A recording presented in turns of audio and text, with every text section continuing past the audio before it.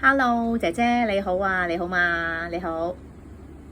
Hello，你好，Hello，你好，姐姐，我好啊，係啊，你叫咩名啊我叫名 Phoebe，？Phoebe，你今年幾多歲啊？Phoebe，今年25歲，25歲。你嚟咗香港幾耐啊？2年啦。你做咗一個合約2年啦，係咪啊？哦，咁點解而家唔做嘅？因為我老闆佢要返大陸。哦，佢哋全家返大陸嚇，係咪啊？係啊，哦，咁所以就唔使請工人啦。咁你而家就揾個第二份工啦，係咪？係。好啊，好啊。咁你而家照顧啲咩人㗎？你照顧？都唔係照顧咩啊，嗰啲都清潔同埋煮餸。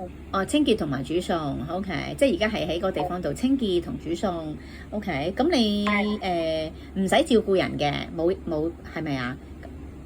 係啊，哈哈。我老闆佢健康，長不健康。sorry，老闆咩話？大聲啲，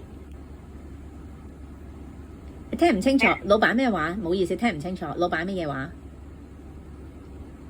話公眾話嘛？唔係，我聽唔到你講咩。你話唔需要照顧人嘅，係老闆點樣啊？係啊，係啊。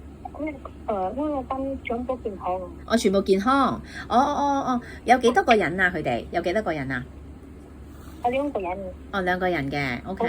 係啊，婆婆同埋公公。婆婆同公公，OK。咁你淨係煮飯俾佢哋食係咪啊？OK，OK，OK 嚇。咁你識煮啲乜嘢啊？我煮手菜、煎魚、煎蛋、嗰個補助番茄煎蛋，同埋嗰啲炒飯、講其他嘢。OK。咁而家你嚟緊之後完約啦，係咪啊？7月13號完約係咪啊？係。OK。咁你跟住唔翻印尼㗎啦嘛，係咪？唔需要翻印尼啦，係咪啊？唔需要翻印尼。係。